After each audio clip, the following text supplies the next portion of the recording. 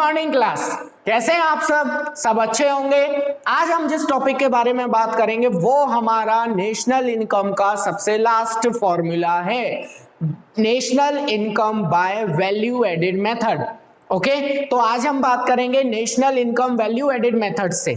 Okay, बहुत छोटा formula है लेकिन परेशान बहुत करता है बच्चों को। क्यों परेशान करता है ये तुम्हें आज पता चल जाएगा। तो छोटा सा, मैं फिर कह रहा हूं, छोटा सा फॉर्मूला है लेकिन परेशान बहुत करता है, इसलिए इसके जितने भी तरीके हैं वो थोड़ा सा ध्यान से समझ लेना कि हम किस तरीके से सॉल्व करें कि हमारा आंसर बिल्कुल सही आ जाए।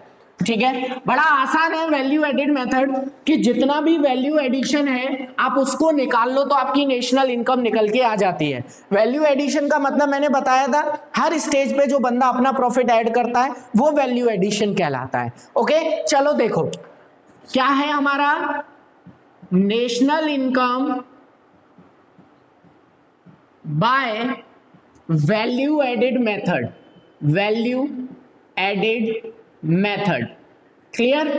तो मैं आप लोगों को एक चीज और बताऊंगा कि नेशनल इनकम का अदर नेम मैं पहले लिखवा चुका हूं, एनएनपीएफसी होता है।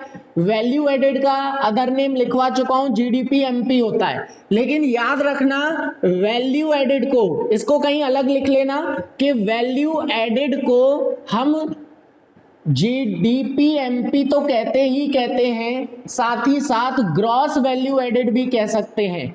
क्या कह सकते हैं? Gross value added at market price. यानी कि चाहे जीडीपीएमपी कह लो चाहे जीवीएएमपी कह लो, दोनों का मतलब एक ही होता है।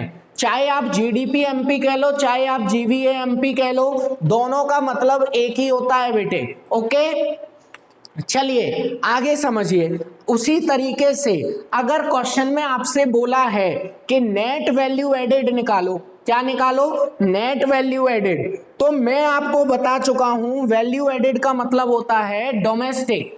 वैल्यू एडेड का मतलब क्या होता है? डोमेस्टिक। समझाता हूं कैसे।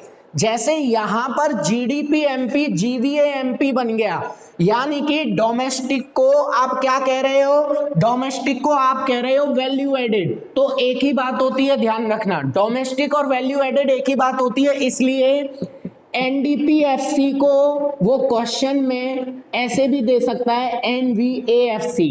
एनवीएएफसी मतलब net value added at factor cost, net value added at factor cost. समझ में आई ये बात? ये बात समझ में आई सबके कि डी का मतलब ही वीए होता है। याद रखना, जैसे क्वेश्चन में वो बोलता है कि net value added at factor cost निकालो, तो इसका मतलब net value added, value added को हम डी बोलते हैं। नेट का मतलब एन, वैल्यू एडेड का मतलब डी पीएफसी। इसका मतलब क्या हुआ? वैल्यू एडेड को डी बोलते हैं। जैसे यहां पर मैंने लिखा gross domestic product at market price, लेकिन उसने लिखा gross value added at market price. दोनों का मतलब एक ही होता है। डोमेस्टिक कह लो चाहे वैल्यू एडेड कह लो, दोनों का मतलब एक ही होता है। ये चीज समझ में आई सबके? समझ में आ गई सबके? तो आगे बढ़ता हूं, आगे बढ़ूं फिर। बोलो बेटा सब, ये चीज आई सबकी समझ में?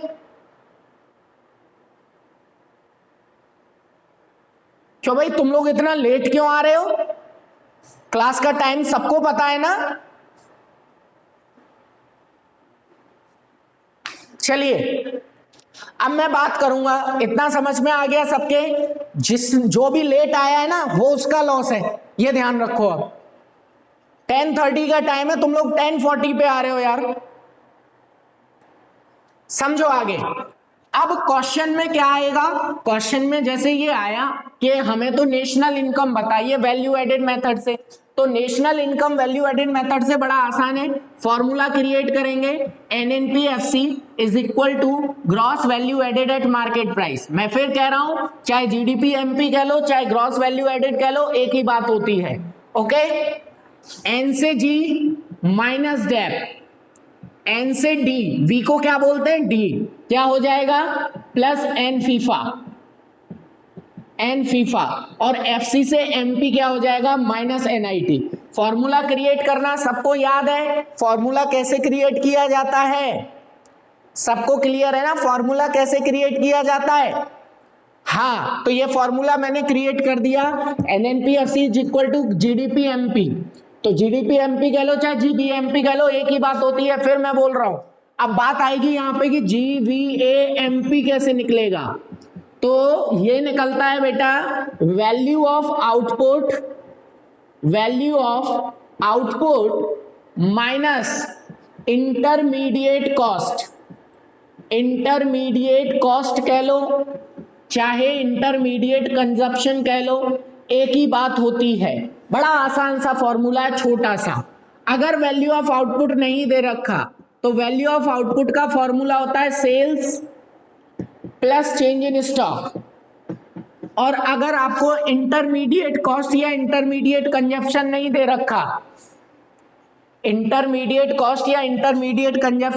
रखा, तो इसका फॉर्मूला होता है इंटरमीडिएट कॉस्ट या इंटरमीडिएट कंजप्शन का क्या फॉर्मूला होता है? इसका फॉर्मूला कुछ नहीं है, इसका मतलब होता है परचेज, या तो केवल परचेज या purchase of raw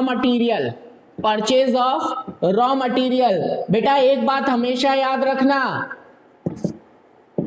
plant machinery fixed assets उसकी परचेज कभी भी आईसी में नहीं आती है। ये आपका पूरा फॉर्मूला है। एक क्वेश्चन मैं आपको करके दिखाऊंगा, बाकी सारे क्वेश्चंस आपको खुद करने हैं। ओके, चलिए क्वेश्चन लिख रहा हूं मैं।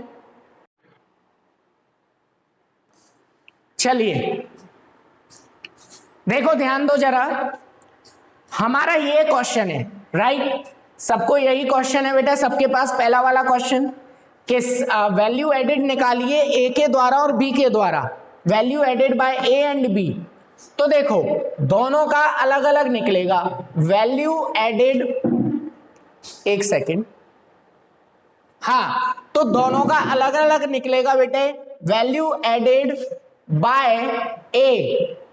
जब वैल्यू एडेड बाय ए निकालेंगे तो मैंने अभी अभी आप लोगों को बताया वैल्यू एडेड का मतलब यही होता है GVA/MP वाला फॉर्मूला। तो GVA/MP का फॉर्मूला लगा देंगे। क्या फॉर्मूला था?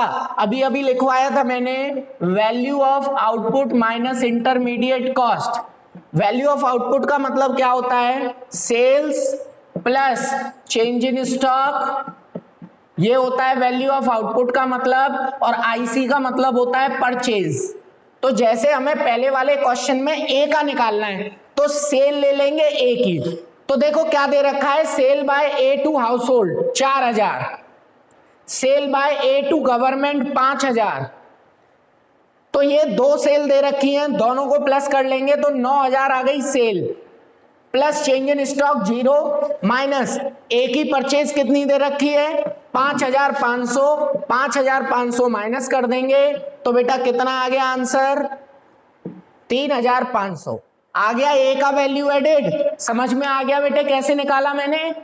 वैल्यू एडेड का मतलब GVA/MP वाला फॉर्मूला होता है। GVA/MP का formula value of output minus intermediate cost होता है। तो वैल्यू ऑफ आउटपुट का फॉर्मूला क्या होता है? Sales plus change in stock, IC का मतलब परचेज। क्लियर? तो सेल, अब जब ए का निकालोगे ना वैल्यू एडेड बाय ए, तो केवल एक ही सेल लेनी है, ये दोनों सेल एक ही हैं, और फिर एक ही परचेज को माइनस कर दो, चेंज इन स्टॉक क्वेश्चन में दे नहीं रखा, आंसर आ जाएगा। ऐसे ही बी का निकालेंगे। समझ में आ गया सबको? एक बार देख लो कैसे किया है और बताओ सबको समझ में आया कि नहीं आया।